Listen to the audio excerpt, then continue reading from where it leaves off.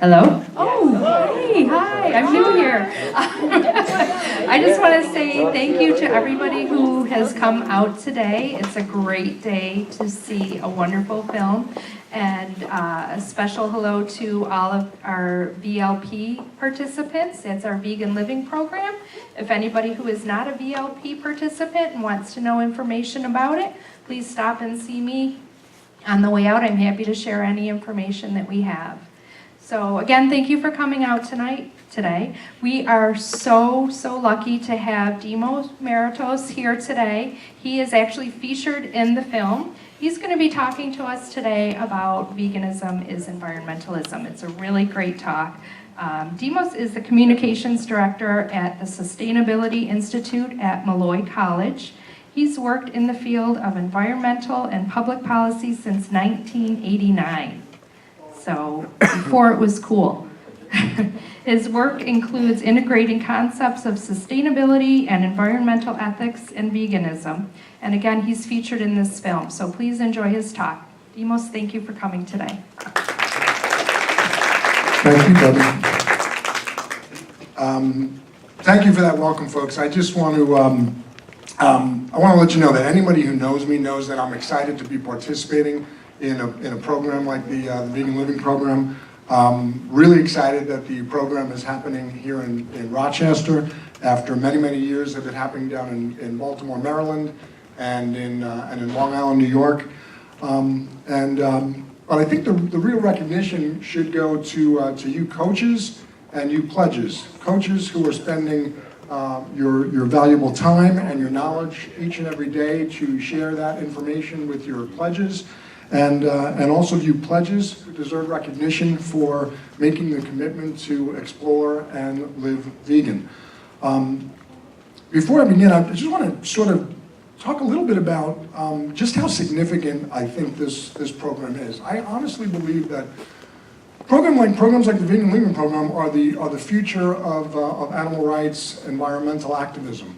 And these sorts of programs are taking place, but not to the extent that they will be in the coming years. The program was just expanded to Rochester, but as I said, it's been taking place in Baltimore for 7 years, Long Island, New York for 5 years, they don't require a big corporate organization or tremendous money and resources. They really just require the commitment, the energy, and the dedication of enough people who know that the more people we can inspire to live vegan, the more impact we can have on the planet and all life on Earth. Anne Frank is credited with this quote, and I think it relates very well to the VLP. How wonderful is it that nobody need wait a single moment before starting to improve the world? And I think that relates well to the Vegan Living Program. There are some folks who deserve our recognition as well, so can I get a round of applause for Bubby and for Tina and for Katie and for Animal Rights Rochester, all of the folks involved in putting the Vegan Living Program together. This is the first ever VLP in Rochester, and although they're not here, I think the organizers of the program, or the founders of the program, Open the Cages Alliance, deserves a bit of recognition as well for developing this program, for bringing it to Rochester. And I understand that there is a Binghamton program that is in the works for the fall.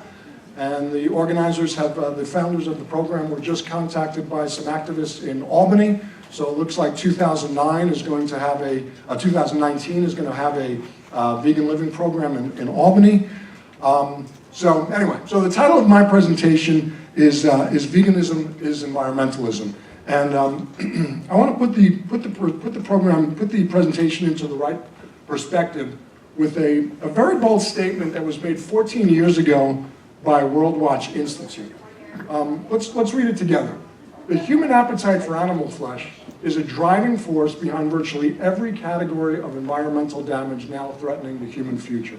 Deforestation, erosion, freshwater scarcity, air and water pollution, climate change, biodiversity loss, social injustice, the destabilization of communities, and the spread of disease.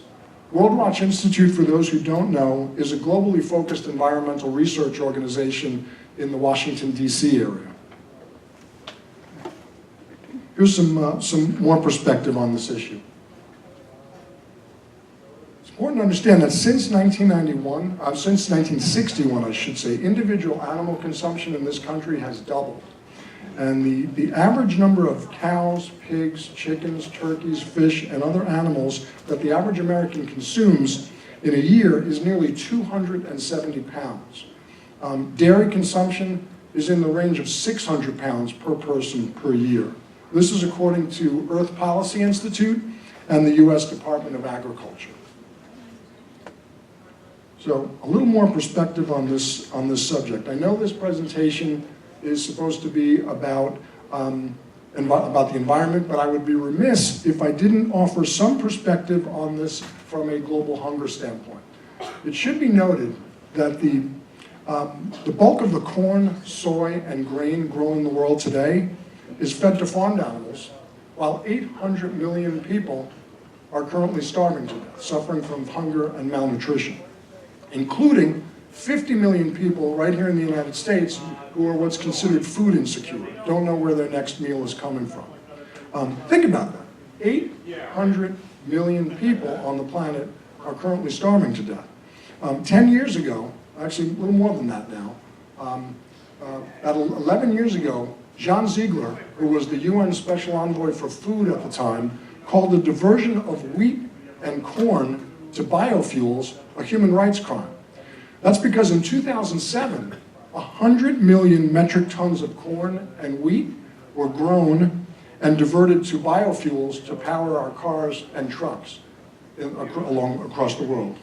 But you know what's an even greater human rights crime? That same year, 2007, 756 million tons of corn and wheat were fed to farmed animals, which were in turn fed to people. An even greater human rights crime, if you think about it. And just a single fact about human rights fact related to agriculture before continuing. According to the International Labor Organization, agriculture accounts for about 60% of the child labor abuses that go on in the world each and every year. So here's a question for you. We just celebrated Earth Day last weekend, right? And what's missing from this equation? We've heard all the awareness campaigns, right? Each and every Earth Day. Take shorter showers, drive less, use less plastic, change a light bulb, recycle. What's missing from that equation, however? I spent the better part of my adult life in the environmental movement. I've written these PSAs, but here's the question: what's missing from this equation? Any idea? Feed plants. Well, it's go vegan and stay vegan. That's right. It doesn't get nearly enough column inches. In fact, you'll be seeing the film Cowspiracy in a little bit later today. And by the end of today, you're going to know that this issue is barely even addressed by the environmental community or the experts who we put in charge with protecting the planet. Case in point. Another question for you. How many folks have heard of Bill McKibben or the organization he founded, 350.org? Anybody? Okay, a few of you. Well, there's probably not a person on the planet who's done more to bring attention to climate change than Mr. McKibben. Unfortunately, however, he's completely inconsistent in his approach to have the greatest impact on climate change. He has not and will not actively promote plant-based eating when it comes to his organization's message. Now, Mr. McKibben is often making headlines, as he has done in the last couple of years. He's gotten arrested a number of times in front of the White House, protesting the Keystone XL pipeline. And I think part of the problem here is that it's better for his profile and better for his organization's fundraising to get arrested in front of the White House than it is for him to sit at home, eating vegetables, and encouraging his members to do the same. It sort of plays into the victim and perpetrator sort of plot line that the not-for-profit environmental community sort of uses for fundraising. Sort of works like this. Pipelines are dangerous. We want to stop it. Give us a donation. Incinerators are bad. Recycling is good. Give us a donation. It's easy to draw that sort of victim and perpetrator upon a big evil corporation against activists who want to do the right thing. Nothing wrong with what they're doing, but inconsistent if they want to have the most impact. Okay, so let's move on. So the evidence is mounting against raising and killing animals to be eaten for human consumption. This is the first mainstream article that I remember reading on the subject. It's E! Magazine's January-February 2002 edition, complete with the title exclaiming, "So you're an environmentalist, why are you still eating meat?" Now I remember thinking, finally, wow, this is going to be significant. Since then, more and more evidence has come to light. More and more reports have pulled back the curtain and exposed some of the dirty little secrets of the environmental impact that raising animals for food has. And what I'd like to do with the rest of my time today is explore some of that research, discuss some of that research, some of that mounting evidence. I'm going to use some widely known studies that many of you may have heard of, some lesser known studies from both the United States and around the world. And I'd like to begin with climate change and then continue with other problems associated with raising animals for food, and then conclude with the evidence demonstrating that maintaining and advocating plant-based eating and more importantly veganism addresses every single one of these issues that we're going to talk about today, and is perhaps the single most important thing that an individual can do if they fashion themselves as an environmentalist or someone who concerns themselves with the environment. Now, some of it is shocking, some of it is scary, some of it is motivating, but the best part is that all of us, each of us, can make a difference once we understand what's at stake. So that's what I'm hoping to convey to you today. So let's start with perhaps the most well-reported study on the subject, identifying animal consumption as a main culprit in climate change. So we'll start with the problem. This is the first study, 2006, UN's livestock's long shadow, very widely reported. Many of you may already know the findings. Most significantly, 18% of global greenhouse gas emissions are the result of raising animals for human consumption. More, in fact, than all of global transportation combined. That's more than all the planes, trains, buses, cars, trucks, boats, ships on the planet combined, which registers in at about 13%. But check this study out. This is a study that was conducted 3 years later, in 2009, blew the doors off the previous study. The study was conducted by World Bank analysts who reevaluated the 2006 report from the United Nations and said that globally, raising animals for food is actually responsible for 51% of global emissions when you consider the fact that the UN ignored respiration, the fact that tens of billions of animals are being raised for food or breathing and exhaling CO2 into the atmosphere. They also neglected to consider at the same time that forests are being cut down around the world to grow food to feed animals, and that are in turn fed to humans, and to graze those same animals, which are in turn fed to humans. Here's yet another study from 2010. Again, the UN at this point, this time calling for the adoption of plant-based eating to counter the environmental impact of raising animals for human consumption. And this is a study out of Nova Scotia, Canada.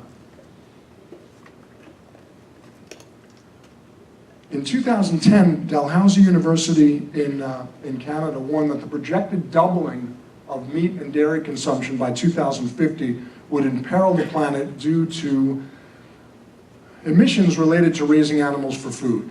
Now, 2050 is an important date. It's a date that I'll probably be repeating a few more times today. You'll also hear it in the film Cowspiracy. 2050 is the date that researchers believe that the world's population will double by 2050. And the dilemma is how to feed that many people in that short amount of time. How do we feed that many people? So I'm going to be using that figure a lot. But the researchers compared substituting chicken flesh for cow flesh and found that a net reduction in the environmental impact would only be about 5%.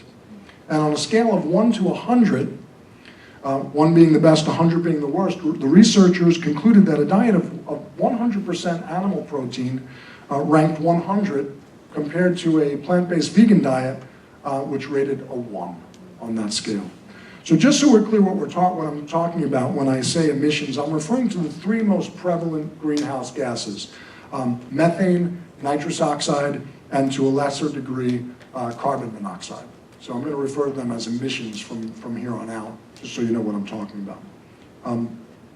So this is a study that came out of Sweden's Stockholm Environment Institute in 2012, and it didn't examine animal agriculture per se. It simply took into consideration the impact that greenhouse gases will have on climate change. Now we know from previous slides and previous information that animal agriculture obviously affects climate change and thus will significantly, but indirectly, impact the world's oceans. Now remember, oceans provide us with an invaluable resource. They absorb up to 1/3 of human-caused carbon dioxide emissions, while producing 50% of the oxygen that we breathe each and every day. But absorbing increased quantities of carbon monoxide comes at a cost. And that cost is the increased acidity of the world's oceans. The world's oceans, according to the United Nations, have become 30% more acidic since the start of the Industrial Revolution in the 18th century. And they are predicted to be 150% more acidic by the end of this century. So here's a study that was released just about a year and a half ago that concluded there are clear signs that humans are harming the the world's oceans to a remarkable degree. The scientists came from 5 different universities in the United States and reported that fishing is a major problem, but even greater damage results from habitat loss. And here are just 6 examples of habitat loss that the researchers found. Number 1, coral reefs have declined by 40% worldwide as a result of climate change-driven warming of the oceans. Number 2, like the Stockholm Environment Institute in the previous slide, we saw this study corroborates that carbon emissions are absolutely making seawater much more acidic. Fragile ecosystems like mangrove forests are being replaced by fish farms. I'll talk a little bit more and examine a little bit more about fish farms in a few more slides. Number 4, bottom trawlers are scraping the ocean floor, have affected 20 million miles of ocean and turned parts of the continental shelf to rubble. Whales in our oceans are no longer widely hunted, but as the number of container ships in the world's oceans increases, whales are now colliding with them much more frequently. And lastly, contracts for seabed mining now cover 460,000 miles of the world's oceans. That's up from 0 just 18 years ago. So it's a fairly new experimental field which involves extracting submerged minerals and deposits from the ocean floor. It's been going on for about 15 to 18 years or so. It's had a tremendous impact on the world's oceans. Okay, so 80% of the agricultural land in the United States is used to raise animals for human consumption. Better than 40% of the entire Earth's surface is used to raise animals for human consumption. Animals raised for food in the United States eat the vast majority of the corn, soy, and grain grown nationwide, while I mentioned earlier, 50 million Americans are currently food insecure. Again, don't know where their next meal is coming from. Outside the United States, the Amazon contains roughly 1/3 of the world's remaining tropical rainforest. That's an area of the United States the size of the United States west of the Mississippi River. Starting in the late 1960s, however, Brazilian rainforest began being cut down at an alarming rate and to graze cattle. And to date, 18% of the original Amazon rainforests have been cut down. That's an area the size of France.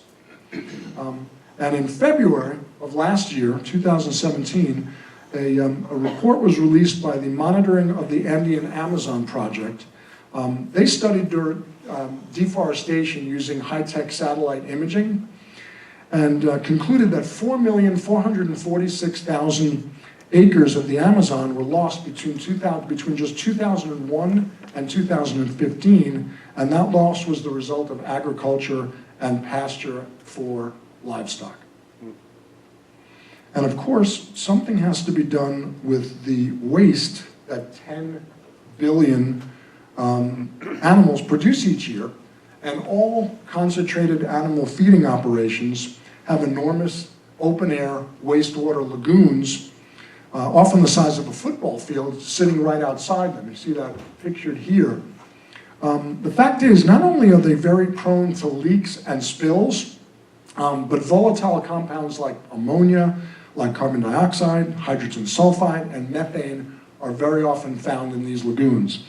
In 1995, an 8-acre lagoon in North Carolina burst, spilled 25 million gallons of manure, and killed 10 million fish in a nearby river. From 1995 to 1998, about 1,000 different pollution-related spills or incidents occurred in feedlots in 10 states, and 200 manure-related fish kills resulted in the death of 13 million fish. In 1998, the National Institute of Health reported that 19 individual people died as the result of hydrogen sulfide emissions from manure lagoons. These are people who work at these facilities or who live in surrounding communities around these facilities. And in 2005, right here in upstate Lewis County, New York, some of you might remember, a 5,000 cow dairy farm in Lewis County collapsed and released 3 million pounds of manure over a 20-mile stretch of the Black River, killed 375,000 fish. Here's the second slide. In fact, more than as you're reading what's on the screen, in fact, 150 different pathogens are typically found in manure lagoons, including E. coli and salmonella, and have been found to impact human health of people living near these operations and, again, working in these operations. So, water pollution. As we saw in previous slides, water pollution is a reality of raising animals for food, and here are some facts. Fresh water is becoming more and more scarce around the globe. Better than 60% of the world's population is expected to be living in a water-stressed area in just the next few years. 2/3 of our water pollution issues are the result of raising animals for food in the United States.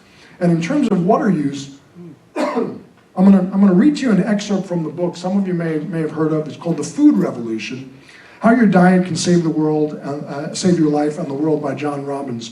Now I use this example in particular because it pertains to California, which, if anybody's been reading the news lately, knows that California has been experiencing some of the worst droughts in history.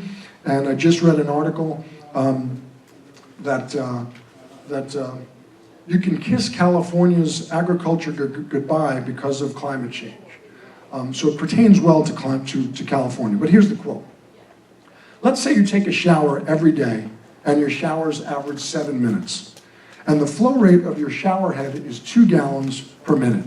You would use, at that rate, 5,110 gallons of water to shower every day for 1 year. When you compare that figure, 5,110 gallons, to the amount of water the Water Education Foundation calculates is used in the production of every pound of California beef 2,464 gallons, you realize something quite extraordinary. In California today, you may save more water by not eating a pound of beef than you would by not showering for 6 entire months. Think about that. And while eating less has been the recommendation that some organizations have for land animals, eating more is the recommendation that some other organizations have for fish and other sea life. This recommendation is fueling an environmental disaster at sea. As you're reading what's on the screen, it's important to note that the health benefits that are associated with fish and are easily available and obtained from sustainable plant sources. And as always, plants and vegetables provide every single thing that we need for human health and nutrition in a much more sustainable package full of fiber and phytonutrients. I'm not going to go too much into that because I understand that you had a nutrition presentation last week, but it's important to understand that the benefits that fish are often attributed to fish are easily attainable from plant-based sources. Here's a second slide on the subject. It's important to understand that more than 1 million tons of fish are discarded for every 3.7 million tons of fish that are caught in the United States. And today, numbers of fish, large fish, are only about 10% of where they were in 1950. At the current rate, fish are expected to be entirely gone from our oceans by 2048. While consumption, however, is increasing because of this stay away from red meat, move towards fish, with consumption increasing as it has over the last few years, we could see that collapse happening a lot quicker than 2048. There's zero doubt that commercial fishing has emptied our oceans of life. And let's talk about aquafarming. As commercial fishing has emptied our oceans, the industry is turning to raising fish in netted cages around on coastlines around the globe. In addition to what you're reading on the screen, I want to add that I recently read an article about the world quietly reached a landmark in the evolution of the human desire for animal flesh. For the first time in modern history, farmed fish production topped the production of meat from cows, steers, and other bovine animals in 2011.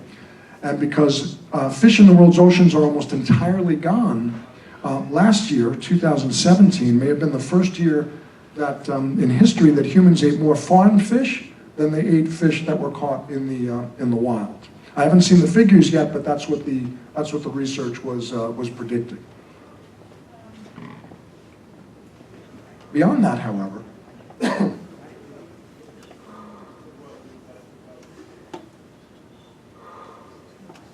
findings of a new landmark study in March of last year, 2017, conducted by the Royal Society for the Prevention of Cruelty to Animals, found that fish are social animals in similar ways to humans and other mammals who seek out friendships, who have common interests, and experience emotions. And when the lead researcher was interviewed, Dr. Penny Hawkins had these quotes about her research. I'll share them with you. On the finding that fish are social animals, she said, people who refuse to eat other animals on moral grounds, but do eat fish, or as well as keep fish as pets, should bear in mind that fish are social animals. Our research adds to the growing evidence that fish should not be viewed as lesser animals. I think if you are going to think that it's okay to eat any animal, then you have to realize what you're doing. You're causing the death of an animal that is sentient, who has experiences and interests. She was asked if she thought that fish could form friendships. And she said, it depends on how you define friendship. It's not necessarily analogous to human friendship, but if you think of friendship in terms of being with another individual with whom you have similar interests, and whose company you seek out, and who makes you feel positive emotions, And these are fish friendships. And she added, there's quite a bit of research going on into the fish personalities. Some fish are bold, some are shy. There's a lot more going on in the fish world than many people thought previously. Another quote, they're not just ornaments or playthings for people. They are individuals. They are sentient. Maybe because of this study, people will become more aware of their needs and welfare. I think if it helps, that's great, she concluded. As we saw in a previous slide, shrimp consumption is probably the most widely consumed sea creature in the United States. This is a study that came out of the University of Oregon in 2012, where the researchers concluded that shrimp that have a higher carbon footprint than raising bovine animals when you consider the methods used and the distance shrimp travels from Asia. It's important to understand this. 20 years ago, 80% of the shrimp that we consumed in this country came from domestic sources. Today, however, 90% of it is imported. So we're talking about 1.2 billion pounds annually that come from Asian farms. For this sort of demand to be satisfied, mangrove forests across Asia, forests that protect the coastlines from erosion and supply habitat for all sorts of aquatic life, are being cut down to keep up with demand for cheap shrimp in the United States. And here's an excerpt from the book called Bottom Feeder by Teresco that we can read together. The simple fact is, if you're eating cheap shrimp today, it almost certainly comes from a turbid, pesticide and antibiotic-filled, virus-laden pond in the tropical climes of one of the world's poorest nations. Puts it into perspective for you. And it's also important to note that the externalities of animal use doesn't end with the animals that are raised to be eaten. Animals are also used for their skins, which comes with its own set of environmental realities. Here are some facts on leather and suede. Processing leather requires incredible amounts of energy and a toxic stew of chemicals, including formaldehyde, coal tar, and cyanide contained in the finishing agents. The tanning process is just as polluting and can leave chemicals in the water supply and on the hands and the lungs of workers in the developing world, where much of our leather and suede in the United States comes from. Tanneries are often the top polluters on the Environmental Protection Agency's Superfund list. The Superfund list, for those who don't know, is a list that the EPA keeps that identifies toxic sites, industrial sites, that are in the most critical need of cleanup. Due to their toxicity, many old tanneries can't be used for agriculture, can't be built on, nobody wants to buy them, and so they're an environmental disaster that lasts for years and years and years. Leather is also sourced from other animals in lesser quantities, but those animals include pigs, goats, sheep, lambs, cats, dogs, deer, elk, buffalo, yaks, oxen, horses, kangaroos, snakes, alligators, elephants, fish, sharks, and even stingrays are all victims of the leather industry. And these products and that result from their deaths are generally used for clothing, which will usually advertise themselves as just what they are, because that exotic source of the material is considered desirable.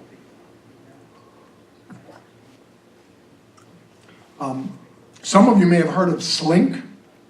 Okay, if you haven't heard of slink, an exceptionally soft form of leather that is one of the most highly prized in the world, is actually made from the skin of unborn calves.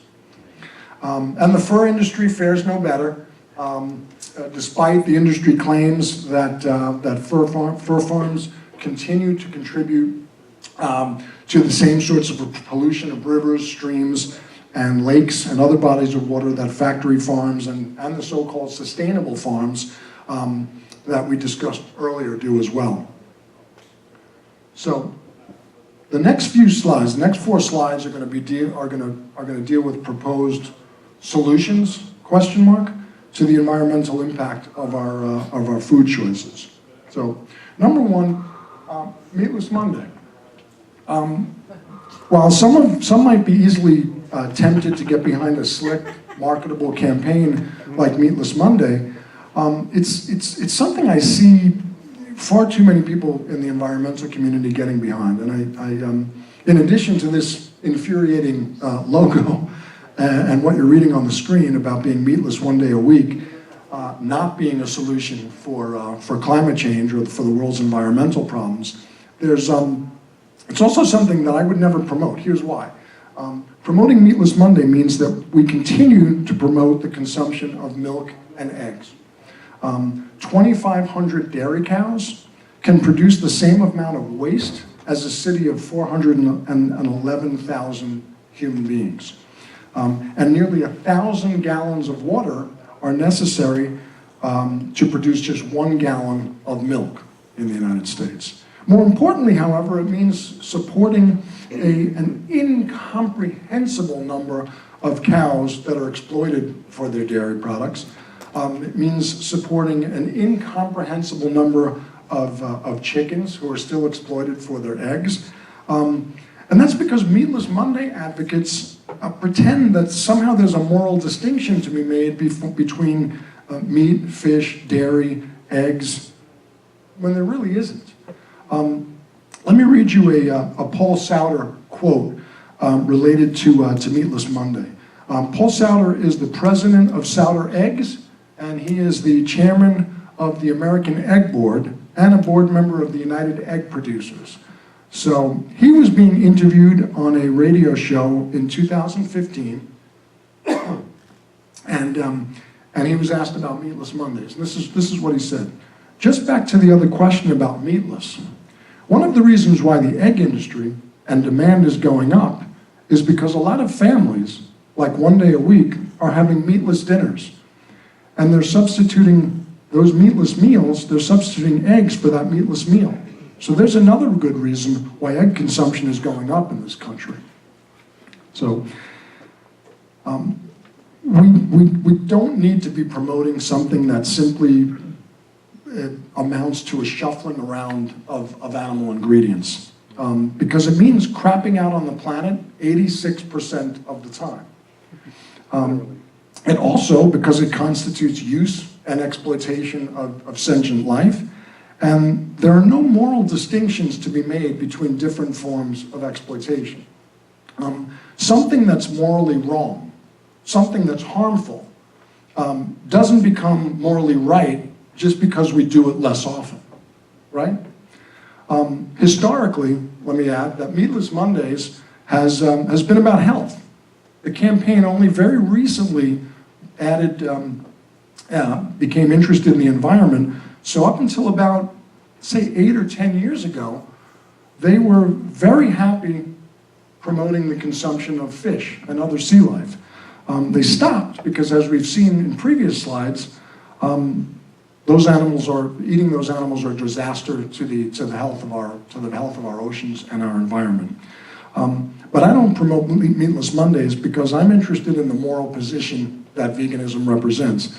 And for me, and I believe most of you, morality is not something you do one day a week. Morality is something you take a little bit more seriously. So, number 2, grass-fed animals. While some might argue that eliminating factory farming is the solution here, the opposite is quite actually true. The process of raising free-range animals comes with its own set of problems.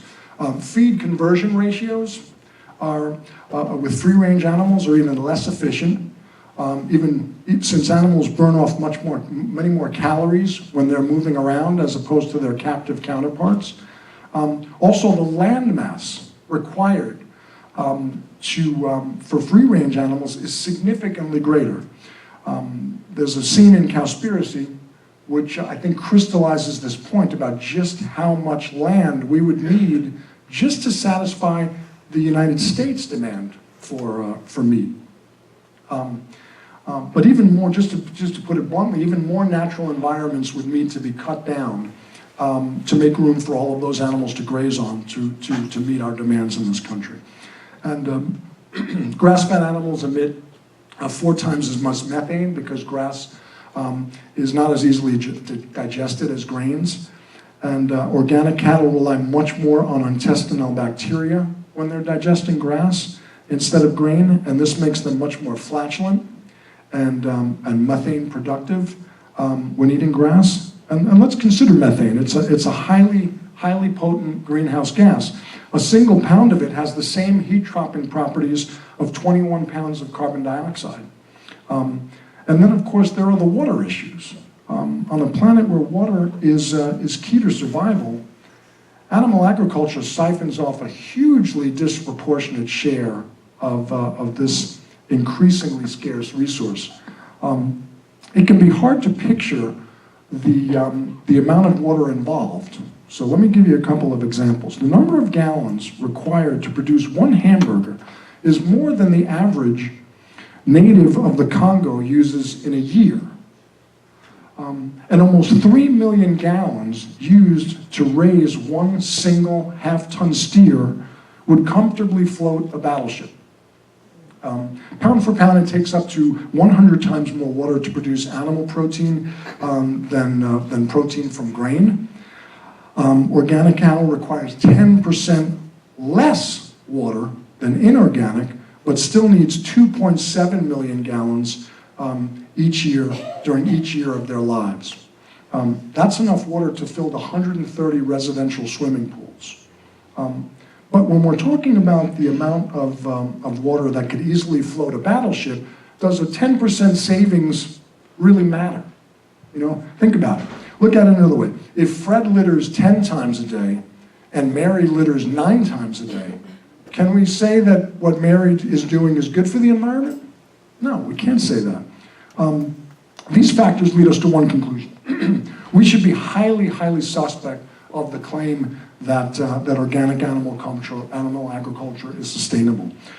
Free-range animals also take much longer to grow to the size and the weight that they're slaughtered.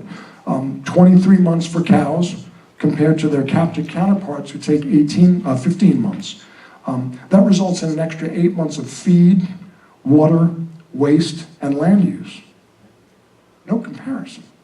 But regardless of the way animals are raised, think about it. We're filtering our nutrients through someone else's body. Nothing about that is sustainable. And then, of course, another solution, plenty of problems with this solution, but this is another proposed solution that we see. Let me start with the ethical issues that this practice raises. Let's start with diminishing production. Egg production wanes in hens at the age of 2. However, hens can live well over a decade. That fact means that the majority of backyard hens are killed and eaten when their production begins to wane, when they stop producing eggs. And those that aren't often end up abandoned. And with this backyard animal trend becoming more and more popular, we're seeing more and more animals being abandoned. In 2001, Minneapolis's Chicken Run Rescue, they fielded a total of 6 calls from individuals who were interested in giving up their hens. By 2012, they're fielding 500 calls a year from people who are looking to give up their hens. And talk about commercial hatcheries, 2 issues there. First, the majority of backyard hens come from the same industrial hatcheries that supply factory farms with millions and millions of birds every year. This undermines any pretense that somehow backyard birds are challenging the industrial status quo. Problem number 2, every single male chick that's born in these hatcheries were either likely tossed into a grinder or suffocated within minutes of their birth. Why? Well, because male chicks don't produce eggs, so they're of no value to the egg industry. Male birds are worthless. Backyard hens are glorified, but their cute chicken brothers are absolutely treated like garbage. And then there's predation. Backyard hens are especially vulnerable to predators. Right here in New York State, what are we talking about? We're talking about snakes, possums, coyotes, foxes, even dogs and cats. These predators are prevalent and they're persistent.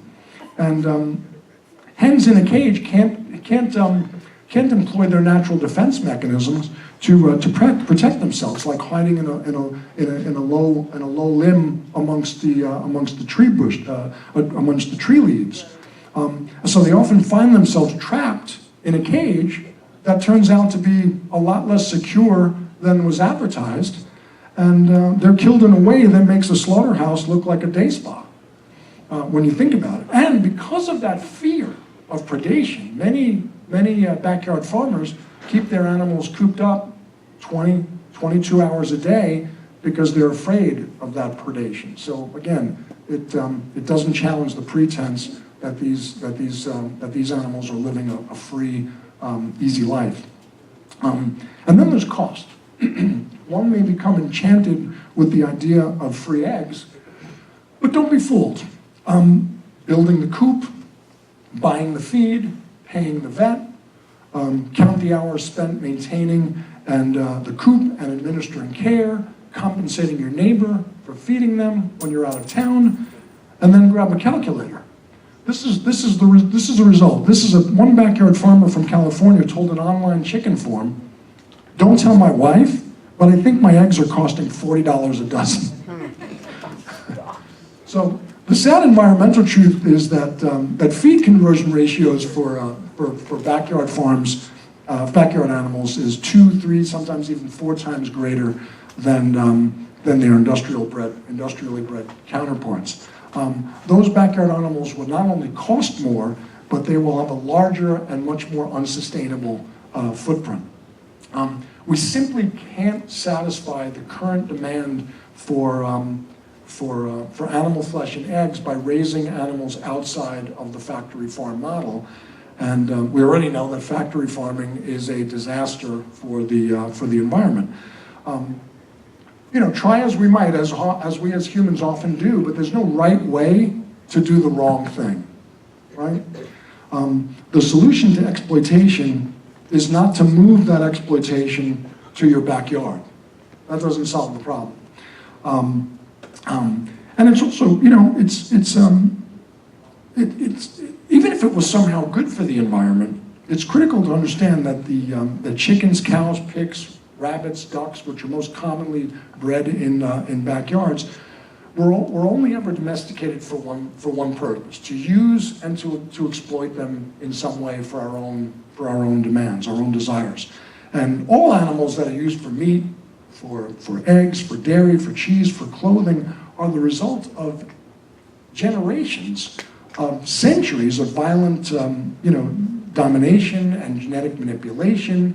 And even those that are lucky enough to be rescued or are relegated to a life of unnatural frailty and disease. So this means that all animal products, even those from backyard farms or rescued animals, are the product of harm and some form of injustice.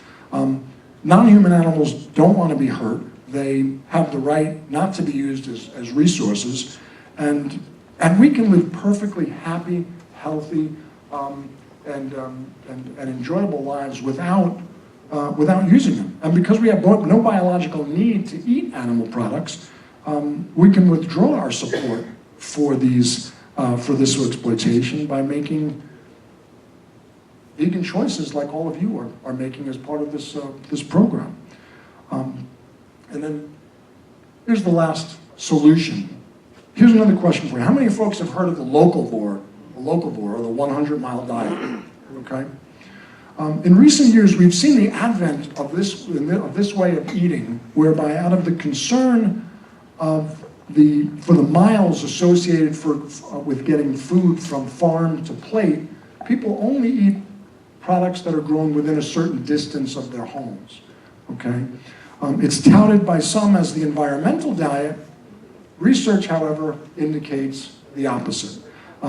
Using data gathered from the US Department of Agriculture and Transportation, Carnegie Mellon University researchers in Pittsburgh concluded in 2008 that it's more effective in reducing greenhouse gas emissions for consumers to change their diet than it would be to buy local foods. What you eat is more important than where it's grown. Okay?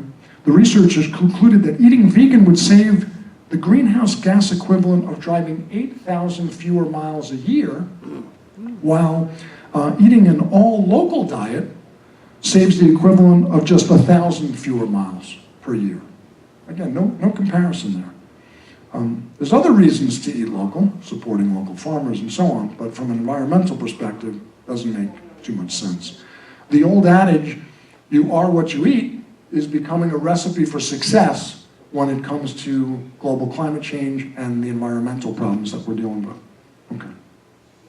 So, who's ready for some good news? So let's talk a little bit about the actual solution.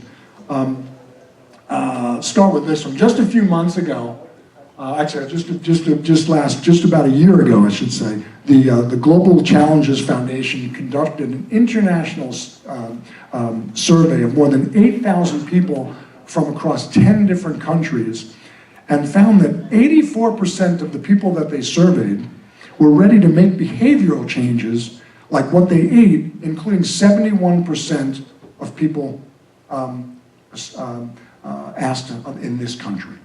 Almost 60% said that they were prepared to have their countries give up some level of sovereignty to make those changes, to ensure that that happens. And about 70% of those surveyed said they think it's time to create a new global organization with the power to enforce decisions specifically designed to deal with global risks. Here's a very well-publicized study out of the University of Chicago in 2006 that concluded that a person adopting a plant-based diet for a year would reduce more emissions than swapping out their regular car for a Toyota hybrid Prius. And this study out of the Netherlands Environment Institute in 2009 was perhaps the most underreported study at the time, at least in this country. Its findings, however, were very significant. Most impressively, their research indicates that a plant-based diet would reduce the costs of mitigating climate change by more than 80%. And in 2008, Germany's Food Watch Institute estimated that shifting from a conventional diet, which included meat and dairy products, to a conventionally raised plant-based diet would reduce emissions by 87%. Shifting to a diet that includes organically raised animals and dairy would reduce emissions by only 8%. And by contrast, shifting to an organic, 100% plant-based diet would reduce emissions by 94%, according to the research. And here's some very local good news. How many of you ever heard of Elmhurst Dairy? Okay, most of us, right? Well, I'm from Queens, New York, so Elmhurst Dairy, right in my backyard. And for nearly 100 years, Elmhurst Dairy, based in Queens, was a New York mainstay. But in October of 2006, they closed their doors. They went out of business, citing, among other things, decreased consumer demand for their products, for their dairy products. Last year, however, the company relaunched, but instead of offering dairy milk in their products, Elmhurst Dairy is now an entirely nut-based milk company, and they've rebranded themselves as Elmhurst Milked. You're just now starting to see this product in supermarkets across New York State. In addition to citing the nut-based milk industry as a growth industry in the last few years, they're also cited both environmental concerns and ethical concerns in the manufacture of dairy milk in their decision to switch to plant-based milks. And I recently added this study to my presentation from March of 2017. Oxford University, their Oxford Martin Program for the Future of Food researchers examined what would happen if the world became vegan by 2050. There's that date again. Get this, Howard. The researchers concluded that if the world adopted a vegan diet by 2050, we would cut greenhouse gas emissions by 2/3. We would save $1.5 trillion on climate damage costs and healthcare related costs, and we would reduce global mortality by 10%, or 8 million fewer deaths each year. The lead researcher on this study also argued in favor of a tax on animal products, similar to the tax we see on cigarettes and so on, stating that if the true costs of climate change were associated with some of the products that we consume, some of those most common foods that we eat, the prices would go up. When it comes to the price of beef, would be 40% more expensive. Milk and other animal products would increase by 20% as a result. And he said these figures are conservative and very likely an understatement. I think, therefore, I'm vegan. This is back to the same theme we saw in an earlier slide. Can you be a animal-consuming environmentalist? This is a flyer that was circulated some years ago, not by an environmental organization, but rather an animal welfare organization. And it reminds me of a quote that I read a few years ago in an article called "Agnostic Carnivores and Global Warming: Why Environmental Groups Go After Coal and Not Cows." And I think it crystallizes the issue. Here's the quote: "Ignoring veganism in the fight against climate change is sort of like ignoring fast food in the fight against obesity." Right? Makes sense. Stop eating animals. So I've given this presentation a good number of times over the last few years, and I must tell you, I'm always a little bit hesitant. You see, if you haven't picked up on it yet, I'm not an environmental vegan. When I became vegan, I did so for another reason. I think, like most of you, I believe that animals shouldn't be harmed unnecessarily. My actions, however, contradicted that belief, and I continued to eat, wear, and use non-human animals in different ways. Becoming vegan was the only way for me to resolve that contradiction. That was in 1989, and I wasn't raised vegan. In fact, in a Greek family like mine, announcing that you were giving up animals was pretty much like announcing that you were going to give up breathing. And I didn't become vegan because I didn't like the taste of meat, fish, cheese, dairy, and eggs. On the contrary, I loved the taste of those things. I became vegan because one day I took responsibility for my choices. I no longer believed that animals were here for us for food, for clothing, for entertainment, or for any other use. And it was simply a matter of aligning my actions with my ethics. I believed that animals shouldn't be harmed necessarily, but my actions were contradicting that belief. So the only way I could resolve that contradictions was to bring them in line with my beliefs. When you genuinely care about opposing injustice, the debate is how to make that fight work, because continuing to participate in injustice is unacceptable. And so I'm just presenting you with the reasons why plant-based eating is good for the environment, and the facts are undeniable, and the body of evidence is only growing. And I've made a point at this point in this presentation where, unless I can add more good news, I'm not going to add more bad news to the slides. But I can tell you that the growing body of evidence fingering animal agriculture as a prime driver in global climate change is only growing. But it always gets me thinking, going vegan solely for environmental reasons is really a basic misunderstanding of what veganism is at its core. From the time the word vegan was first coined in the 40s by Donald Watson and his spouse, Dorothy Morgan, veganism has been about giving animals equal consideration. Not just the animals that we eat, the ones that we wear, the ones that we experiment on, and the ones that we use in other ways. Look, if the world switched to a plant-based diet by 2050, we could save 8 million human lives. We could drop emissions by 70%. We could save $1 trillion that might be saved in healthcare costs. But veganism, however, is not simply about diet. It shouldn't be conflated with clean eating, with raw food, with oil-free, with gluten-free, with sugar-free, or any other unnecessary dietary restriction. The health benefits, or the environmental benefits for that matter, are just that, they're benefits. They're benefits that result from an ethical position that we take against injustice. Let me switch to a Paul Farmer slide. As you're reading the Dr. Paul Farmer quote, let me say two things about veganism.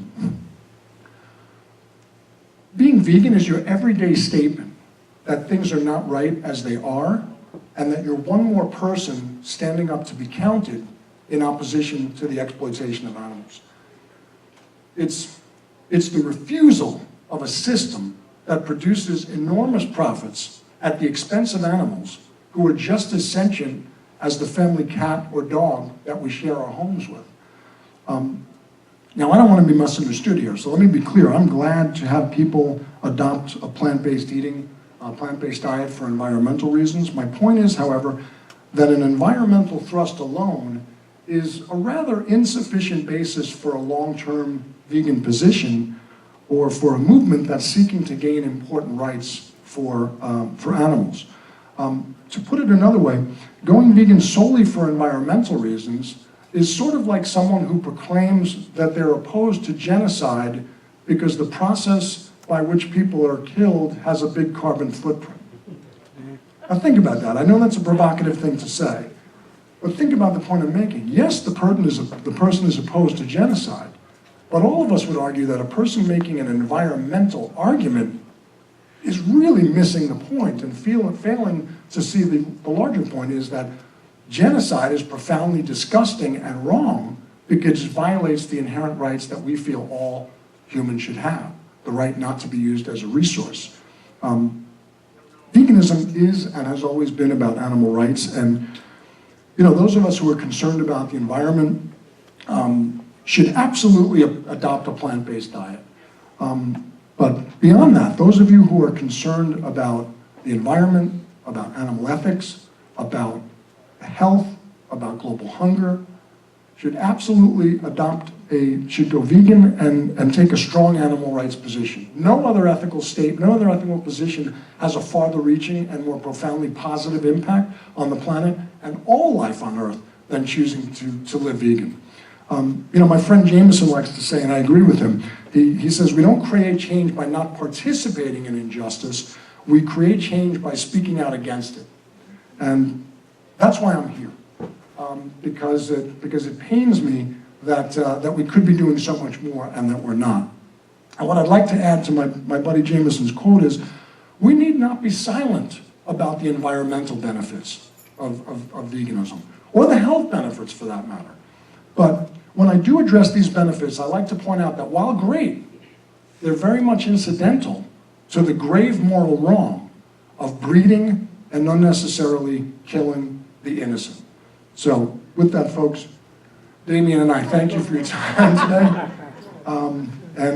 I think we have a few minutes for questions before we take maybe 5 minutes? Yeah, 5 minutes. 5 minutes for questions, and then we're going to take a short break before the film starts, and I'm going to be around for the film. So after the film, you may have even more questions about the film, and I'll be leading the Q&A with that one as well. So let me open it up to any of you. Any questions, folks? You hunger and also people who are hungry here in the United States. However, I've talked with physicians who say their children that they treat are diabetics or have other problems, and the biggest problem is they can't afford to be vegan. Absolutely. Yeah, well, I mean, they can't afford to be vegan. No, Yeah. I mean, it's not available to them. Right. And it's expensive for them. Yeah. Well, I think that's an absolutely valid point. I don't think that that eating a plant-based diet is going to solve all of our distribution issues and our access issues and so on. I think there's a lot more work to be done. But as individuals, we can have an impact on that solution by choosing to eat vegan foods. Just became aware of a program from my hosts, the Hagelbergs, yesterday, who were telling me that there's a program here in Rochester to get much needed produce at inexpensive prices to more and more food deserts. We need to be addressing that issue. But veganism and plant-based eating plays a role. There's more work to be done, absolutely. But if we're looking for an individual action that we can take, because we're not gonna solve those food distribution problems overnight, but we can make vegan choices right now that can have an impact on that. So yes, you're right. There's other issues. There's issues of distribution. I think we're growing enough food to feed the amount of people who are currently living on the planet, but we're not able to get that much needed food to places in this country and elsewhere. Do you know of studies that have been successful, that have changed that environment at all? Absolutely. I think we're finally starting to have that conversation. There are a number of films that have taken on that issue. There's a film called Just Eat It, which talks about food waste in North America and just how much food is thrown out each day instead of delivered to people who need it. There are organizations like Food Not Bombs who share food with people who don't have access to foods that's collected from supermarkets and chains and so on that distribute much needed food to people who don't have access to it.